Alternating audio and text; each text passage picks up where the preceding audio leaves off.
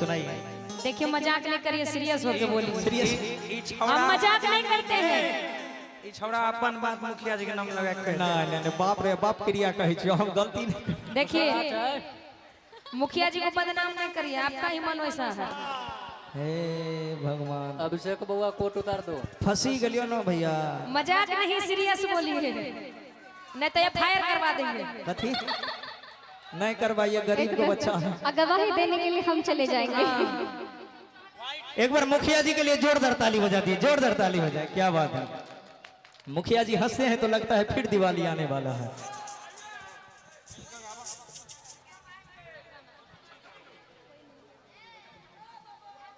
सनोज जी हैं यहाँ।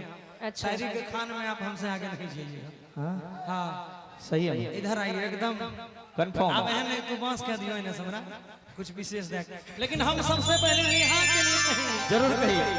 कन्या के साथ तब प्रोग्राम रोजी होय छै कहिए दै छी। आज तू दुनू उन्हें रह सनोज भाई, चलो सारी घरे करा रहे हैं। हाँ आय हम इन्हें से कहबै कोना ले कहिए रक्षाबंधन भी नजदीके है, रक्षाबंधन है 28 तारीख को है। आप मेरी बात सुनिए, खुदा ने हुस्न दिया तो मार डालोगी क्या? अभी मुखिया जी का दिल आप पे आ गया था कि खुदा ने हुस्न दिया तो मार डालोगी क्या? नेहा सुनो ना, हमको नहीं दोगी तो अचार डालोगी क्या? कुछ कहो तो। हाँ कि मत पर मेरे प्यार के चक्कर में बड़ा पछताएगा। अच्छा मत पर मेरे प्यार के चक्कर में बड़ा पछताएगा। वो दिन दूर नहीं है जब मेला में तू बर्तन मंजते नजर आएगा। अगर तू मेरे प्यार को ठुकराएगी तो तू भी बहुत पछताएगी। तू अगर मेरे प्यार को ठुकराएगी तो तू भी बहुत पछताएगी। मैं तुम्हारे घर के सामने छोले भटूरे का दुकान लगाऊंगा, लेकिन बर्तन मांजती तू ही नजर आएगी। अच्छा ये कौन कोट में लिखा हुआ है कि मेरा शादी आपसे होगा? कौन कोट में लिखा है कि शादी होगा? कंफर्म थोड़ी नहीं, है। ये वार्तालाप की जवाब है। नहीं मैं इसलिए बात कह रहा हूँ, आपका जवाब आया क्या इधर से? आप जवाब दिए क्या इसका? डर से जवाबे नहीं दे रहे। जवाब दो नहीं तो हार जाओ तुम। बर्तन मांजते नजर आएगी। अच्छा वो तो बोल दिया बर्तन मास्टर नजर आएगा, लेकिन हेलो चेक, ये मेरे भाई साहब ने कहा है कि पीते पीते, तो गौर से समझिए, मैं एक ही शेर कहूँ, दोबारा नहीं कहूँगा, मजा थोड़ा लीजिए। कभी पौआ कभी आधा, कभी बोतल भी पीते हैं। अगर फरी का मिल जाए तो हम मटका भी पीते हैं। क्या बात है, क्या बात। न जाने पुलिस वाले मुझको क्यों पकड़ कर ले गए थाने। बस कहने लगा भैया मेरा अब्बा भी पी। क्या बात, लेकिन मेरा जवाब भी सुनिए आप। माल दे सारी ने बोला तू बैठा। मेरा भी जवाब सुनिए कि होठ में लाली लगाना तो लड़कियों की अदा होती है। होठ में लाली लगाना तो लड़कियों की अदा होती है, और जो इस अदा को प्यार समझ ले उस सबसे बड़का गधा होता है। देख ले देखिए हमको गधा कह रही है, लेकिन हम इसको सुबह को देखे तो ताजा तरीन लग रही थी। सुबह आप दोनों लोग हैं उधर से। पहले सुनिए ना, शुभम कब नहीं देखे थे? आप तो पर्वत वेदा में प्रचार करने के शुभम कब देखे हमको? बरस नहीं कर रही, ककने बरस करे रही हम रहिए झारखंड में सुबह सुबह केना देख लेलके? तू बरस नहीं कर ले ना हम नहीं वो निकले छिए नहीं लो ना, ते कहिए कि मां के छे, इसीलिए हम बोले। देखिए झूठ पकड़ा गया ना, झूठ बोलते हैं। सुबह को देखा तो ताजा तरीन लग रही थी, दोपहर को देखा तो बहुत नमकीन लग रही थी, हाँ, और शाम को देखा तो थोड़ी हसीन लग रही थी। शाम में लोग एकदम मार के सेंट उंट निकली, लेकिन जब रात में देखा भाई आधा तरी तो बिगड़ी हुई मशीन लग रही थी। कि इश्क किए बदनाम हो गए, चर्चे हमारे सरे आम हो गए।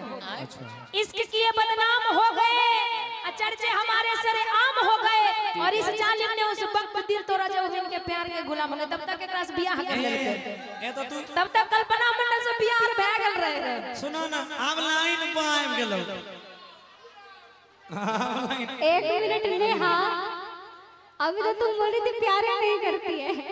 अरे प्यार प्यार अभी रक्षाबंधन का बात चल रहा था। सुनिए ना, प्यार करते थे। ब्रेकअप का बात कहाँ से आ गया, मुझे तो सुनिए समझ ना, में नहीं आया। प्यार करते थे ठीक है, लेकिन भाई वाला प्यार करते थे। अच्छा तब ठीक ये मजाक मस्ती हो रहा है, सीरियस में भाई वाला प्यार करते थे। है, इसको मजाक में लीजिएगा, सीरियस मत लीजिएगा। आप जवाब दीजिए कि मैं बिगड़ी हुई मशीन लग रही थी तो तुम भी कहा तगड़े लग वो रहे तो सच्चाई है आप बोलिए। कि मैं बिगड़ी हुई मशीन लग रही थी, चलो मान लिया कि मैं बिगड़ी हुई मशीन लग रही थी तो तुम कहाँ तगड़े लग रहे थे। कि मैं बिगड़ी हुई मशीन लग रही थी तो तुम कहाँ तगड़े लग रहे थे। और बिना ब्रश किए हुए तुम मुंबई के हिजड़े लग रहे थे। नहीं, बिना मूछ के तुम भी मुजफ्फरपुर वाले हिजड़े लग रहे थे। देख लो, यानी हमरा मोछ नहीं छै, जकरो मोछ छै। डुप्लीकेट लगैले छै, ट्रीटमेंट करवाए के मूछ लेलके हैं। ऐसे सुनिए, कि जब जहाँ प्रोग्राम होता है आप मिलते हैं तो लड़ते हैं। एक बात कहिए, आपसे भी बोल रहे हैं कि हम दोनों के झगड़े में नुकसान किसका है। ये जो हम लोग लड़ते रहते हैं, ये लोग चढ़ा के डालता है। हम दोनों के झगड़े में नुकसान किसका है। अगर हम हिजड़े हैं तो घर में दू गो संतान किसका है। लेकिन कुछ भी संतानें नहीं है अभी। एक बार ये लोग मस्ती ले रहे हैं, इसका मतलब ये मत समझिएगा इन्हें धरती दो तो अंबर मांग लेते हैं, जनवरी दो तो दिसंबर मांग लेते हैं, और ये मुस्कुरा रहे हैं। आप मत मुस्कुराइएगा, अगर इसका फायदा थोड़ा सा उठाएंगे सीधा नंबर मांग लेते हैं। अच्छा, इनको यमराज जी का नंबर दीजिए। अच्छा, गायकी। अच्छा, यमराज जी का नंबर। लेकिन हम दोनों एगो गाना गाना चाहते हैं, हम और कल्पना जी। आइए समझ लो। आइए बिस्लड़ी पिला दे। आप कहिए इसे। थोड़ा स्केल उठा दीजिए भैया, पानी थोड़ा पिला दीजिए। थोड़ा सा स्केल उठा दीजिए। नहीं है, नहीं बोले छै तब बिगड़ गेले। नहीं बुझलिए बात, आप नहीं जानती हैं।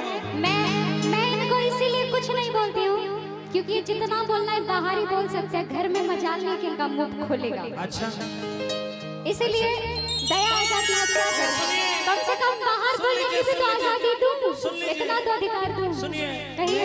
मेरी मर्दानगी पे सवाल करने वाली नेहा और हमारी कल्पना जी, अच्छा, कि तुमने अभी मेरा पावर नहीं देखा। मेरी मर्दानगी पे सवाल करने वाली दोनों बहनें, आप दोनों ने अभी हमारा पावर नहीं देखा। हम भले पतले दुबले हैं, कमजोर हैं, इस पे मत जाइए। आपने अभी हमारा जियो वाला टावर नहीं देखा। सुनिए मेरी बात। रही बात टावर की तो हम वो भी कह देते हैं कि प्यार से अगर बतियाओगे तो जिंदगी सवार दूंगी।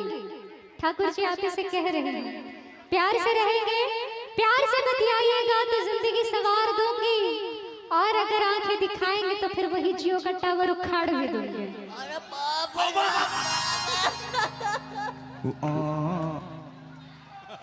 एकदम दादा, एकदम चाचा फुल पावर में।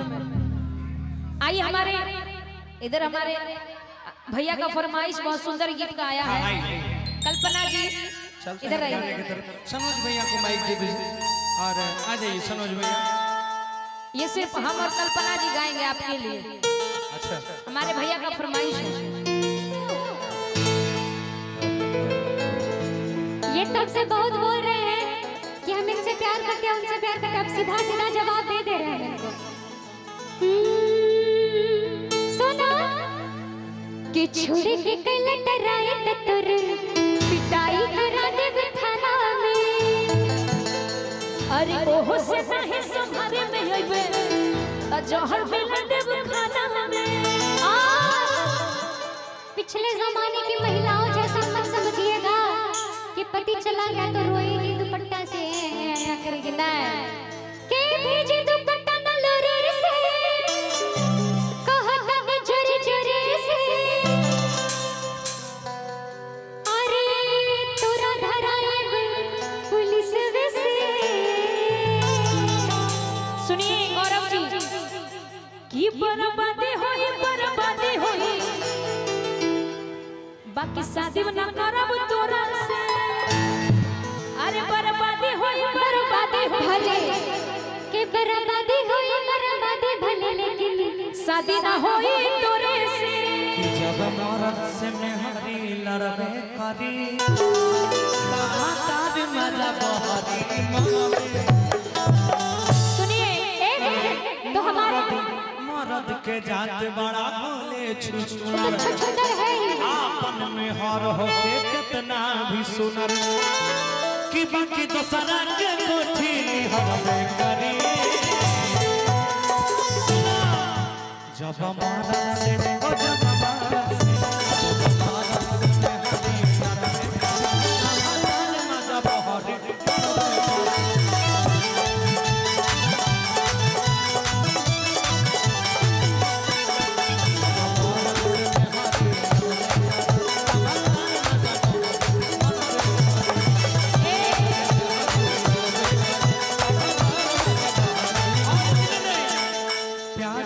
जिसको बीमारी लगती है, प्यार की जिसको बीमारी लगती है, उसको बच्चों की माँ भी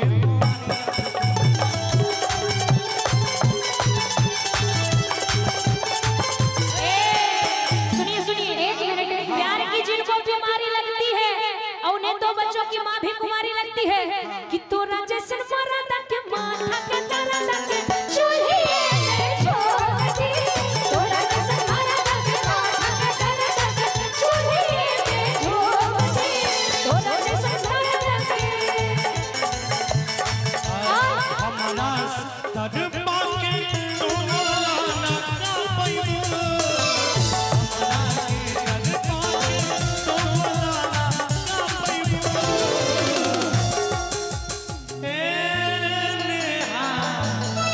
साली कहबो कि न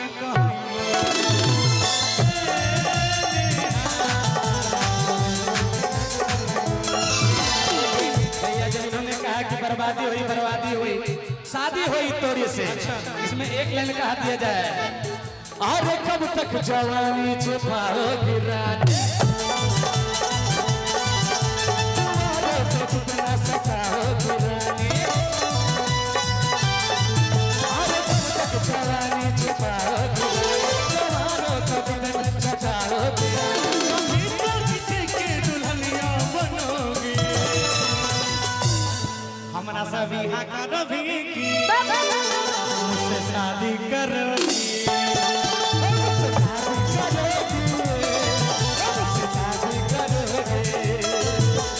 है बड़ा अनारी रब्बा इसको समझाना, इश्क में है डूबा तो इसे मत बताना।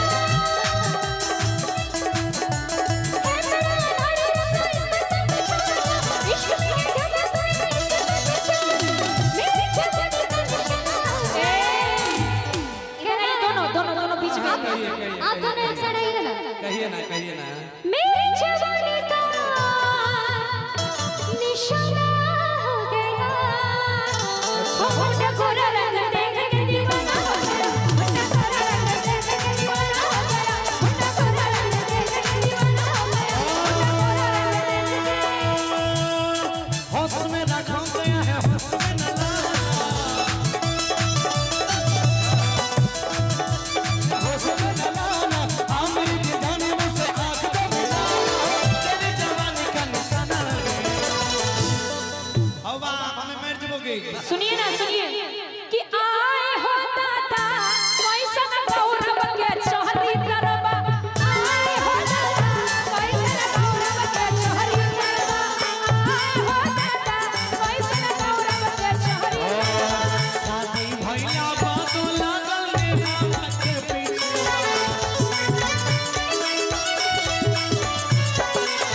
शादी भैया बातों ई तो फरक न पड़ी तरबा। आए हो दादा कैसन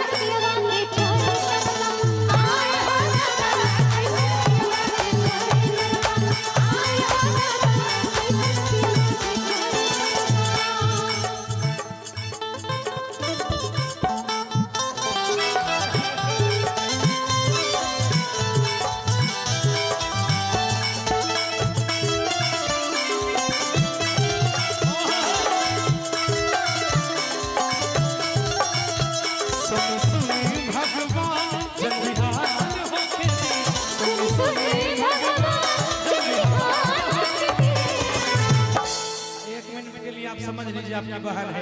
नहीं कैसे मान लेंगे? मेरी ननद है तो मैं बहन कैसे मानूं? मानिए ना।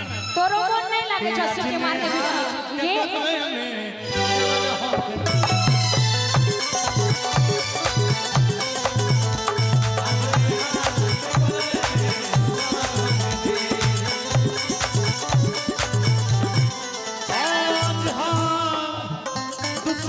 तीसरा मिलन सालिया के जीजा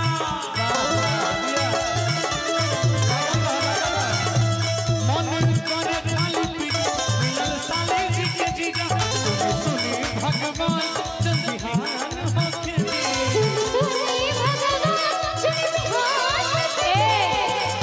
इधर आइए, बैठिए यहाँ, बैठिए ना। अरे गाना आप गा रहे ना, सुनी सुनी भगवान, बात नहीं, हिम्मत नहीं हारना है, ठीक रही है। इधर बैठिए बैठिए। सुनी सुनी भगवान जन बिहान होके दे कि भैया मेरे राखी के बंधन को निभाना, भैया मेरे छोटे को ना भुलाना, भैया मेरे राखी के बंधन को निभाना, भैया मेरे छोटे देखो ये नाता निभाना निभाना, भैया मेरे राखी के बंधन को निभाना, भैया मेरे छोटे कि सोचल सबटा सपनवा अरे पल में लुट जाई छै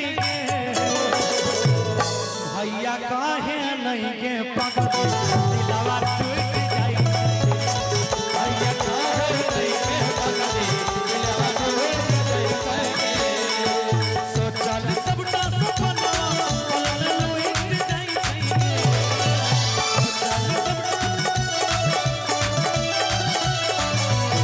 भैया काहे नहीं गे भैया काहे नहीं गे दिलवा टूट जाए भैया काहे नहीं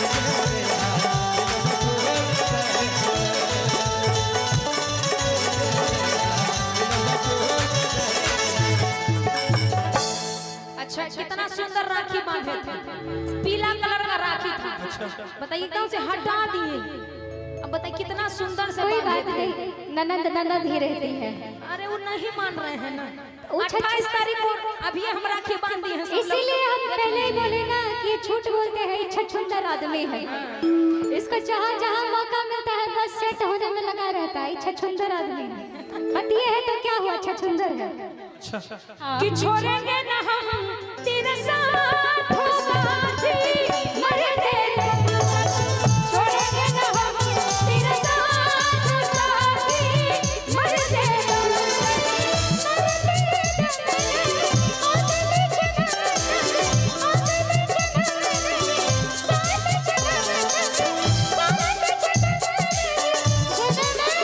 छोड़ेंगे ना हम तेरे साथ हो साथी मरते छोड़ेंगे ना हम तेरे साथ हो साथी मरते दो पल का ये सफर पल दो पल का साथ ने हंसकर आपसे यूं ही कर ली बात आपने सोचा कि ये हो गई बिन बादल बरसात हद कर दिया आपने हद कर दिया हद कर दिया मत कर दिया राह में उनसे मुलाकात हो गई राहों में उनसे मुलाकात हो गई जिससे डरते हैं वही बात हो गई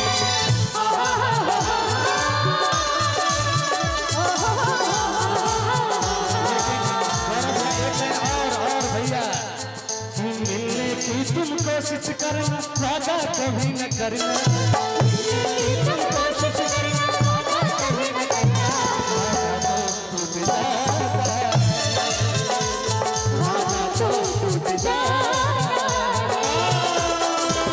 ये सफर प्यार का होता है बजा ही मुझके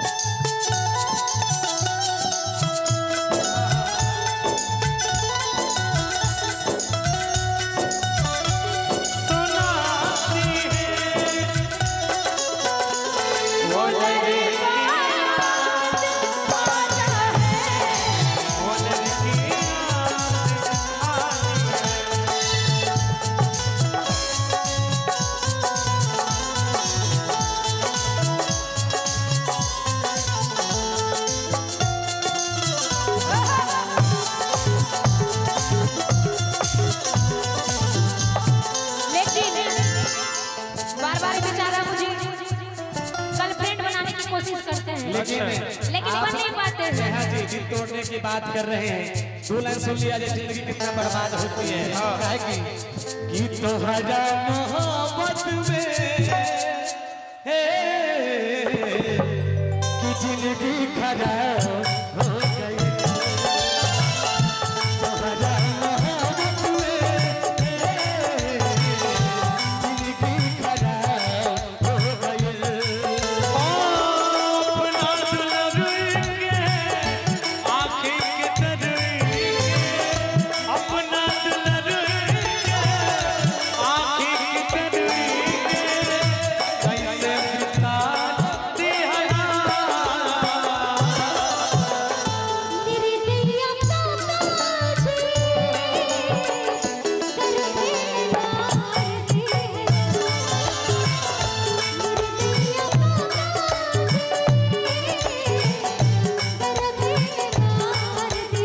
बाकी दीपक भैया आज जाना काल मिलता माने आस में, आज जाना काल मिलता माने आस में, प्यार हम करेंगे तुमसे पहले तलाश से, प्यार हम करेंगे तुमसे पहले तलाश से, आज जाना काल मिलता माने आस में, आज जाना काल मिलता माने आस में, प्यार हम करेंगे तुमसे पहले तलाश से,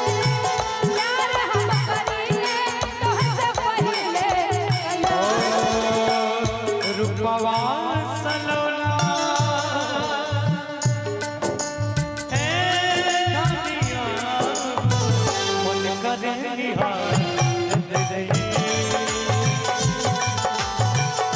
रूपवा सलोना है धनिया मन करे निहार रही। ओ दिलवा के आग में तोहर फोटो, दिलवा के आग में तोहर फोटो हर घड़ी बसावत रही। लेकिन सहारा मोहब्बत में जिंदगी खराब हो गई, सहारा मोहब्बत में जिंदगी खराब हो गई। इसी में कहेंगे कि प्यार किया बदनाम हो गए, चर्चे हमारे सरेआम हो गए। इन्होंने कहा प्यार किया बदनाम हो गए, चर्चे हमारे सरेआम हो गए। जालिम ने दिल उस वक्त तोड़ा जब हम उसके प्यार के गुलाम हो गए। कैसे? ओ तुम क्या जानो कितने रात गुजारा मैंने सारे गिन गिन।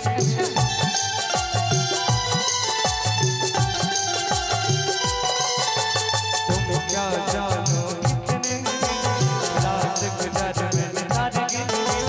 बस एक दो मुलाकातों में आ गई मैं तेरी बातों में, चैन मेरा लेकर तूने मुझको बदनाम किया। पूरी मोहब्बत दुनिया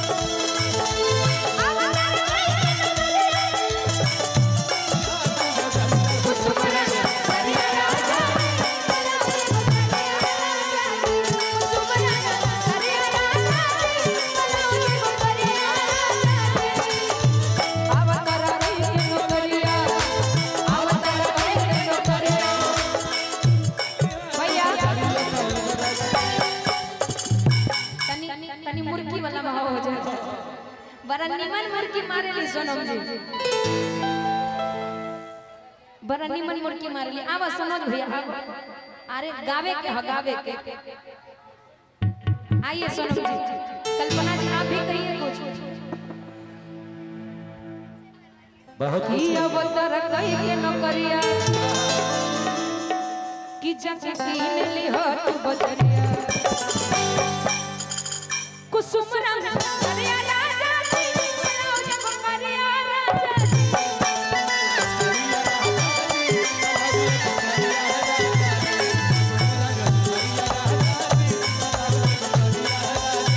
आवई तू आवा आवा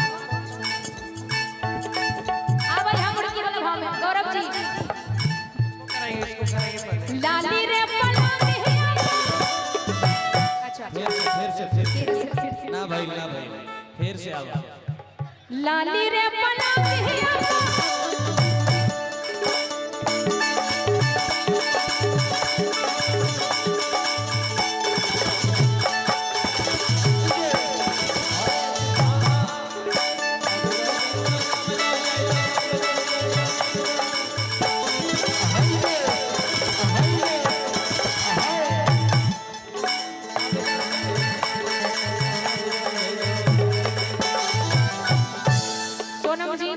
सोनम जी आप जाइए, तब गौरव भैया मारेंगे। जाइए आप। निमन भौजी वाली, सुंदर वाली, सुशील वाली। हाँ बहुत दुबरा गई है। अच्छा दुबरा गई। दिन पे दिन दोबाराते जाना है। आवा अरे लाली रे पलंगिया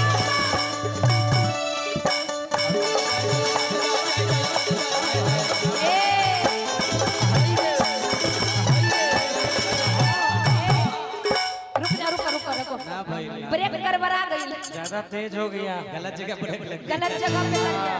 जाइए भाभी, क्लच प्लेट भी चेंज नहीं हुआ है। हाँ बिल्कुल बिल्कुल, मुर्गी बढ़िया से होना चाहिए। हाँ कि लाली रे पलंगिया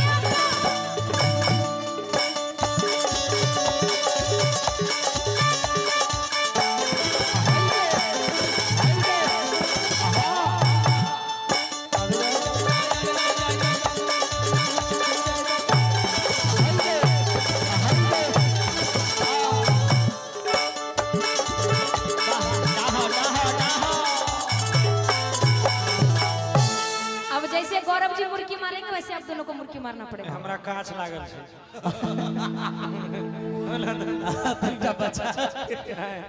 नाइसिल पाउडर यूज कीजिए। एक बार ठीक है, देख लो। आइए रेडी रेडी, मजाक नहीं सिर्फ गर्मी पाउडर लगाइए कि गर्मी से बेहाल बनी, अरे फुकत फुकत चूल्हे गईला भूल राजा की गईला भूल राजा, तो जल्दी भेज दा कुरियर से गर्मी भूल राजा गर्मी भूल राजा, जल्दी भेज ना कुरियर से गर्मी भूल राजा।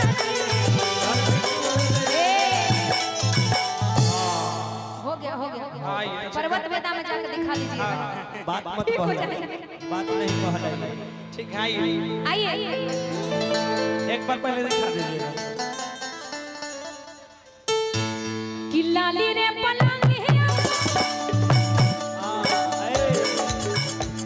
फिर से बढ़िया से देखो, तनी बढ़िया से बांध लो बढ़िया एकदम भोजपुरी के मेन चीज हम मुर्गी। हाँ ना बहुत बहुत धन्यवाद। एक पाजा लहसुन बना गई हो।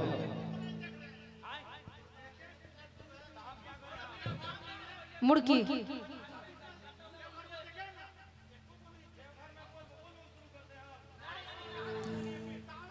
हाँ होगा होगा, बारी बारी से भैया, बारी बारी से, होगा। बारी बारी से।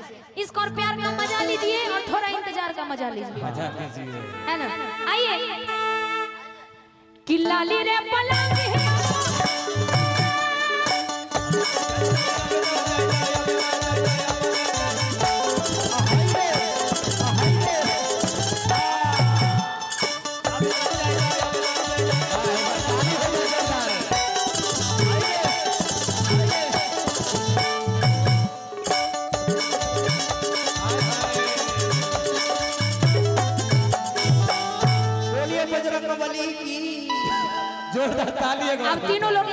जाइए भाभी। आ जाइए। नहीं हमको मुर्की नहीं आता है भौजी, हम गोर पड़ते हैं, गोर लागते हैं, गोर हम गोर लाग लेते हैं हमको।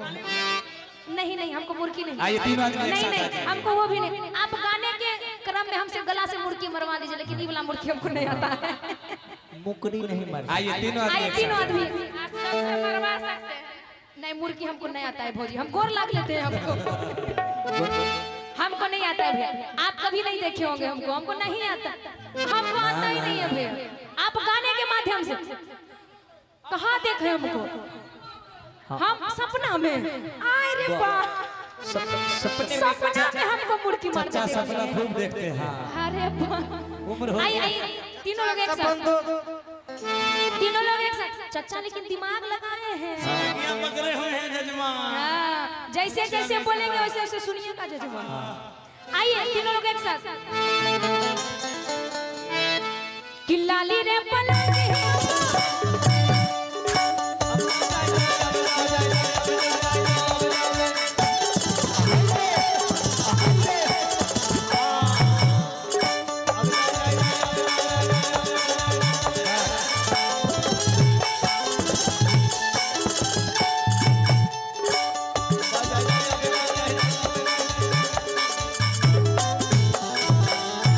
नमस्कार, ये आकाशवाणी दरबार है। एक बार जोरदार ताली बजा जोरदार के ताली सब बजा के लिए। दिया जाए। बहुत सुंदर। हाँ। आइए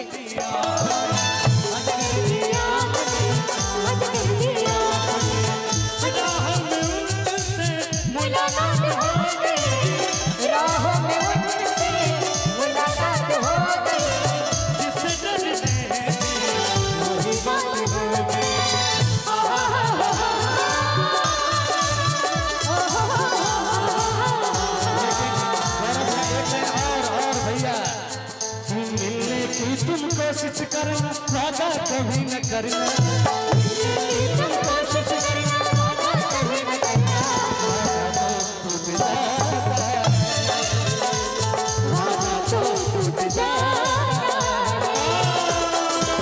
ये सफर प्यार का होता है बड़ा ही मुश्किल।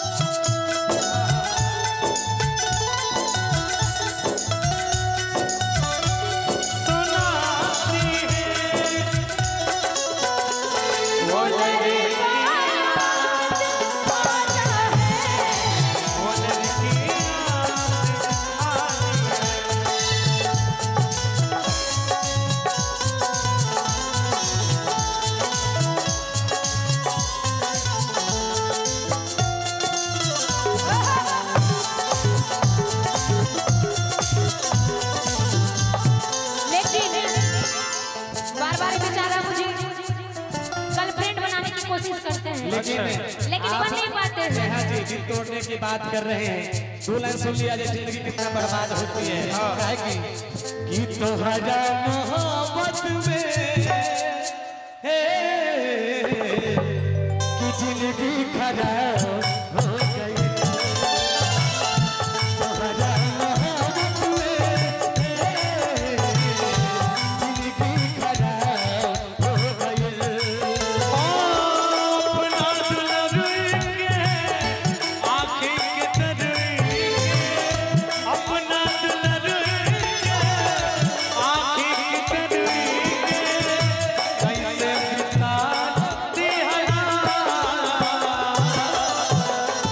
निर्दयिया ताताजी करते मार दी है। निर्दयिया ताताजी करते मार दी है। दीपक भैया आज जाना काल मिलता पानी है आस में, आज जाना काल मिलता पानी है आस में। प्यार हम करेंगे तो हंस पहले कलास से, प्यार हम करेंगे तो हंस पहले कलास से। आज जाना काल मिलता पानी है आस में, आज जाना काल मिलता पानी है आस में। प्यार हम करेंगे तो हंस पहले कलास से, प्यार हम करेंगे तो हंस पहले कलास से। रूपवा सलोना है धनिया मन करे निहार दे। रूपवा सलोना है धनिया मन करे निहार दे। ओ दिलवा के आग में तोहर फोटो, दिलवा के आग में तोहर फोटो, हर घर बसावत रही। लेकिन तहरा मोहब्बत में जिंदगी खराब हो गई। तहरा मोहब्बत में जिंदगी खराब हो गई। इसी में कहेंगे कि प्यार किया बदनाम हो गए, चर्चे हमारे सरेआम हो गए। इन्होंने कहा प्यार किया बदनाम हो गए, चर्चे हमारे सरेआम हो गए। जालिम ने दिल उस वक्त तोड़ा जब हम उसके प्यार के गुलाम हो गए। कैसे? ओ तुम क्या जानो कितने दिन रात गुजारा मैंने आज गिन गिन।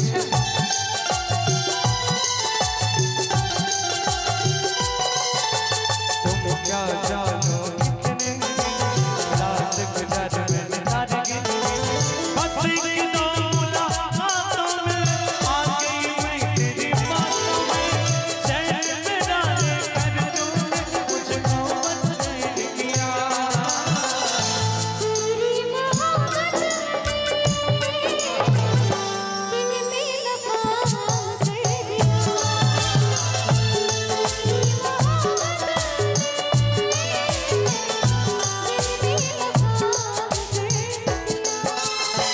एक लाइन और दीपक भैया, दीपक भैया, ए दीपक भैया, हमरो सोना।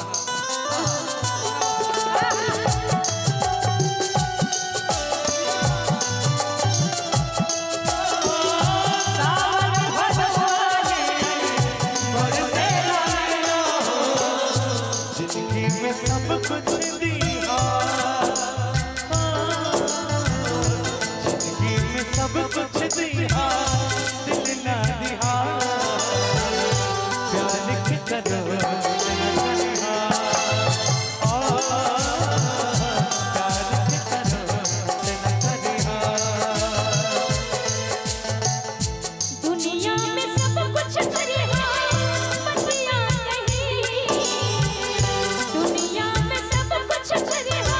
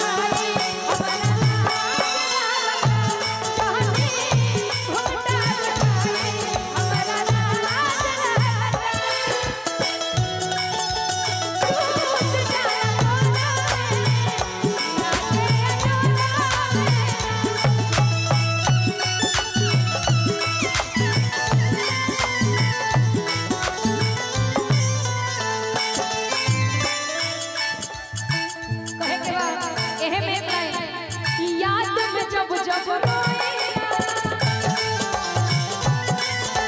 तन्हाई अकेला सोएला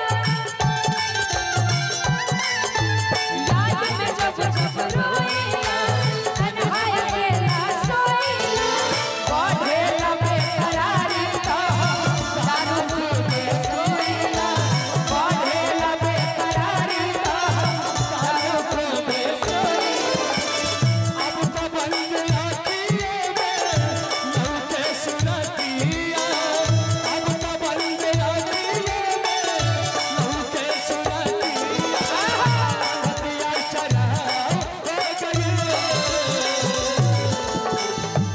जानी घुंघटा उठाई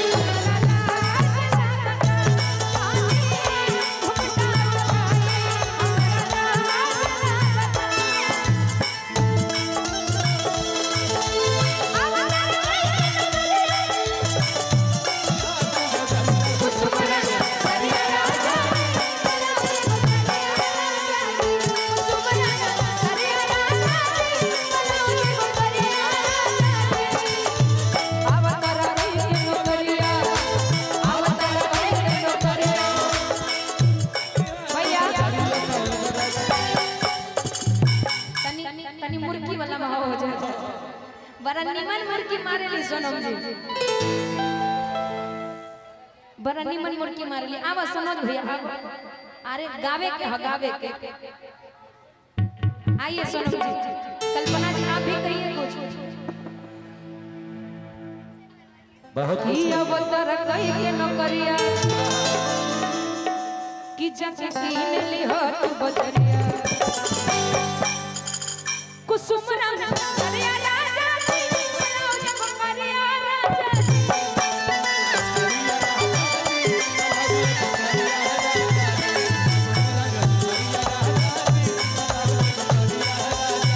आवै तू आवा आवै हमर की वाला भाव में गौरव जी लाली रे पलंगिया अच्छा फिर से ना भाई फिर से आवा लाली रे पलंगिया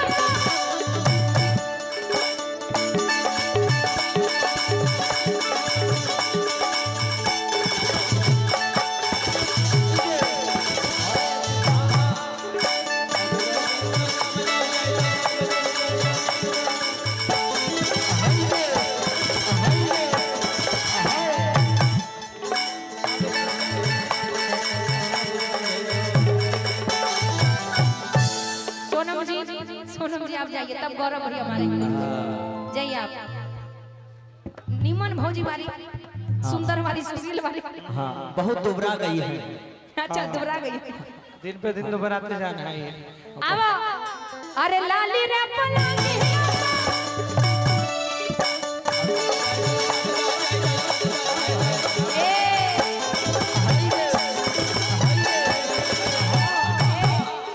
रुको ना भाई ब्रेक गड़बड़ा गई ज्यादा तेज हो गया गलत जगह ब्रेक लग गलत जगह पे लग गया जाइए भाभी क्लच प्लेट भी चेंज नहीं हुआ है हाँ बिल्कुल बिल्कुल मुर्गी बढ़िया से होना चाहिए कि लाली रे पलंगिया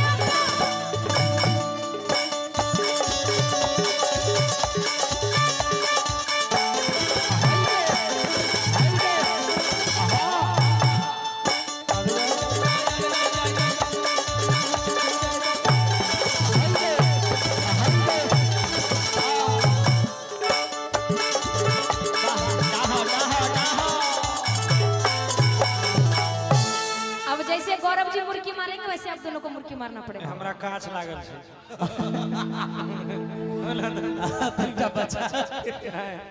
नाइसिल पाउडर यूज कीजिए एक बार ठीक है देख लो आइए रेडी रेडी मजाक नहीं सिर्फ पाउडर लगाइए कि गर्मी से बेहाल बनी अरे फुकत फुकत चूल्हे गईला भूली राजा की गईला भूल राजा तो जल्दी भेज दा कुरियर से गर्मी भूल राजा गर्मी भूल राजा जल्दी भेज दो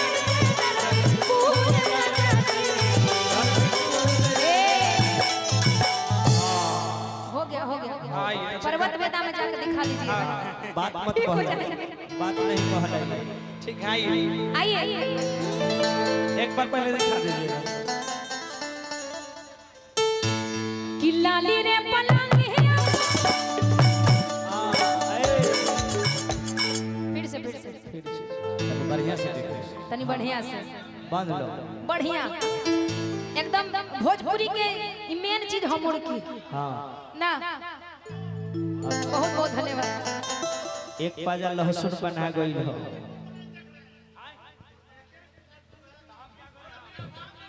मुर्गी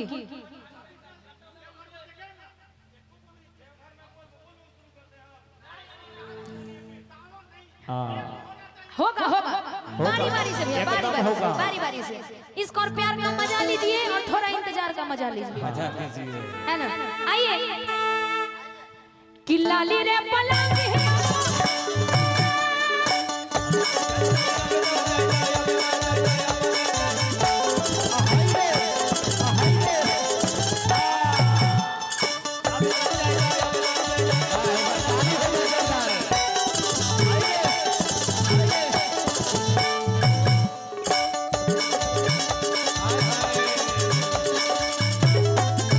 बोलिए बजरंगबली की जोरदार ताली एक अब तीनों लोग एक साथ जाइए नहीं हमको मुर्गी नहीं आता है भौजी हम गोर पड़ते हैं गोर लागते हैं गोर हम गोर लाग लेते हैं हमको नहीं नहीं हमको मुर्गी नहीं आइए तीनों आदमी एक नहीं साथ नहीं हमको वो भी नहीं आप गाने के क्रम में हमसे गला से मुर्गी मरवा दीजिए लेकिन ये वाला मुर्गी हमको नहीं आता है मुकरी नहीं मारी आइए तीनों आदमी आइए एक तीनों साथ। आदमी आप सबसे मरवा सकते हैं नहीं मुर्गी हमको नहीं आता है भौजी हम गोर लाग लेते हैं हमको हमको नहीं आता है भैया आप कभी नहीं देखे होंगे हमको नहीं आता हमको आता ही नहीं है भैया आप गाने के माध्यम से कहाँ देखे हमको हम सपना में आए रे वाह सपना में हमको मुर्गी मारते अच्छा देखते सपना हैं। खूब देखते हैं अरे वाह उम्र हो आइए आइए तीनों लोग एक साथ तीनों लोग एक साथ चचा लेकिन दिमाग लगाए हैं क्या पकड़े हुए हैं जजमान हाँ, जैसे जैसे बोलेंगे वैसे वैसे सुनिएगा जजमान आइए तीनों लोग एक साथ कि लाली रे पलंग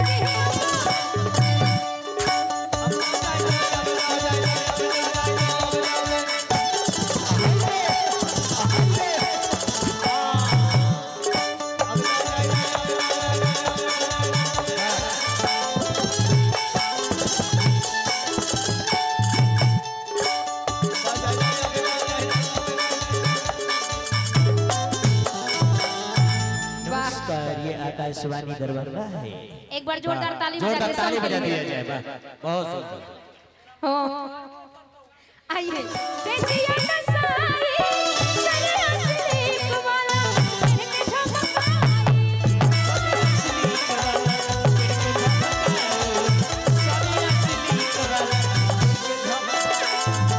लाली रे पलंगिया से जिया का साई सरिया सिलिक वाला इनके झमकाई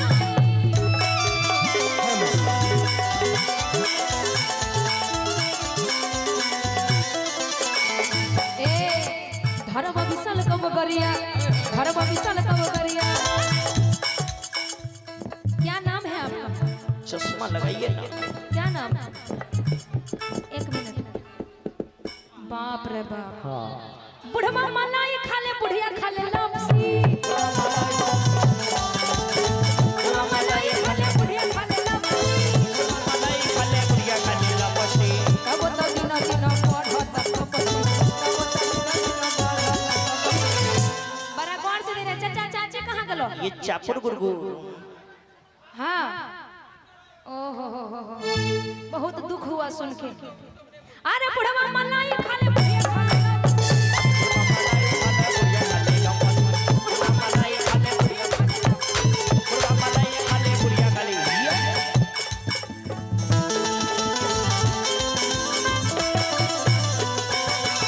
बूढ़ी ऐसे प्यार हो गई जाई के लोहरिया फरार हो गई बाबा के बूढ़ी ऐसे प्यार हो गई देखे ही लोहरिया फरार हो गई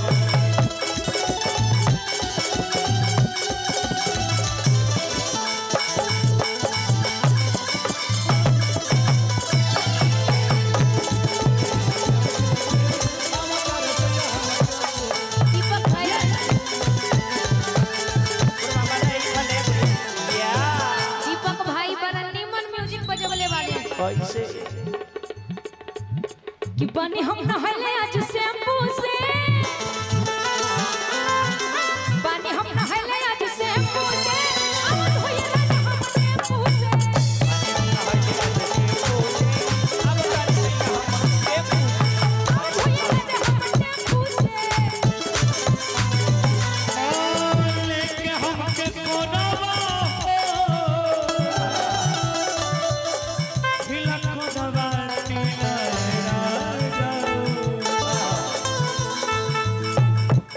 पकड़े छै हमरा डर लागे छै करिए नंबर बगले में नहीं जरा नहीं है डर के आगे जीत है इधर आइए डर के आगे आंचल है, जीत है हां डर के आगे आंचल है। लेके हमके कोनवा ए, ये गलत बात है। हिला कोनवा लैलाए राजा अकेले ही कोनवा हो हिला कोनवा लैलाए राजा कोनवा में कोनवा कोनवा में कोनवा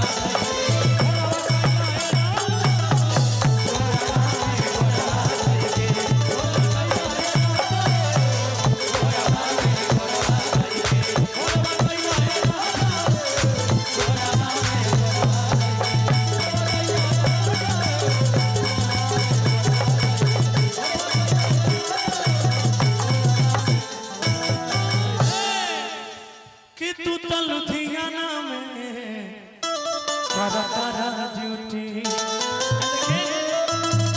कि पछुआ के हवा मुझ बिगाड़ देता ब्यूटी अच्छा, और कहे के का आपका शादी हुआ है? नहीं, हमरा भी नहीं हुआ। कि घम लगता है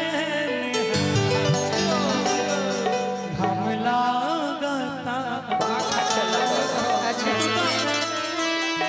तो वैसा एसी में रहेलू आ जब मौका मिलेला तो स्टेजवा पर जालू तो चारों तरफ से कूलर मिलेला लेकिन मर्द के कितना परेशानी होता परदेश में मर्दे समझ जाता बुझलू हा यही से कह सुना कि तू तो बहरा में करेलू भाई बढ़ा के तू तो बहरा में करेलू आइए ये छोड़ रहा है आपका चैत में हमारा घाम लगता बहरा में करेलू चैत में हमारा घाम लगता बहरा में करेलू चैत में हमारा घाम लगता बहरा में करेलू चैत में हमारा घाम लगता घाम लगता रे राजा घाम लगता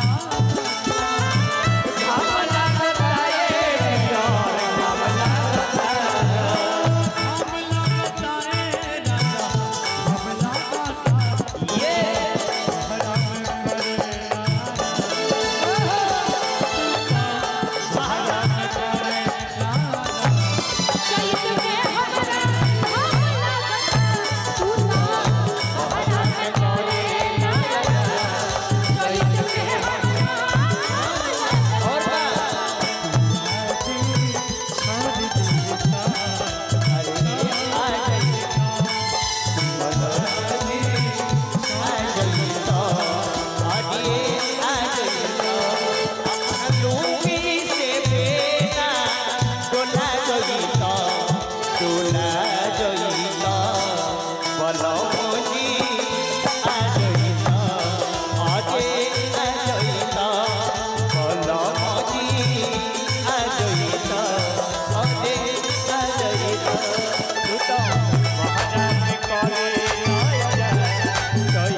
घाम लागता, तू तो बहरा में करेला।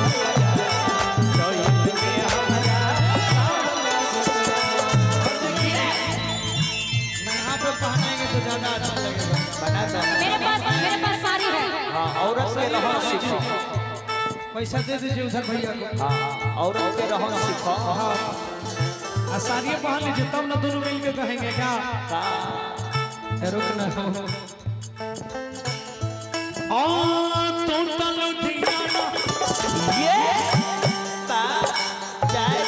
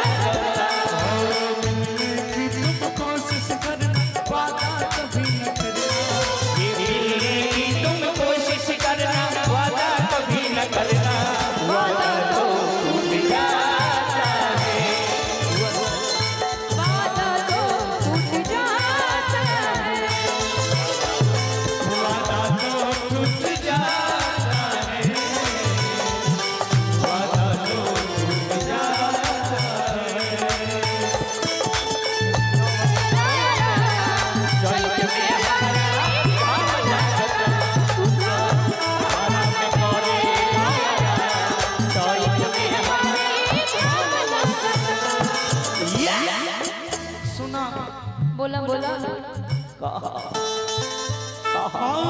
कबल खटई ना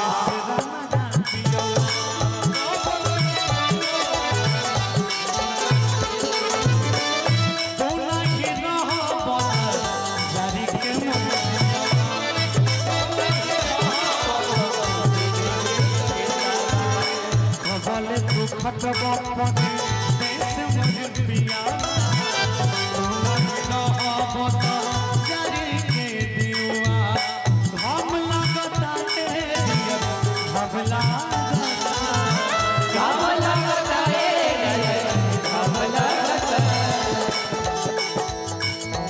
गर्मी सहत नहीं के नरम नरम चल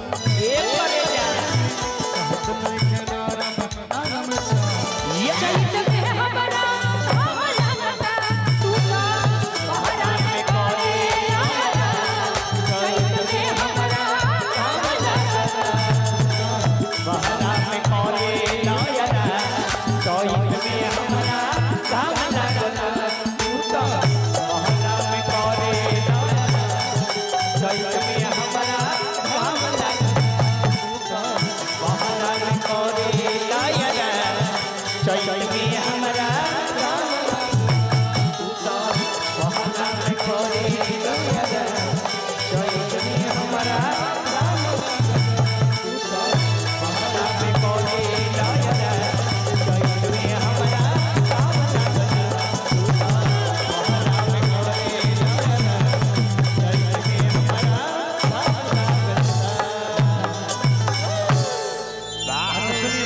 बहुत सुंदर कोरस मैन है सहत नहीं के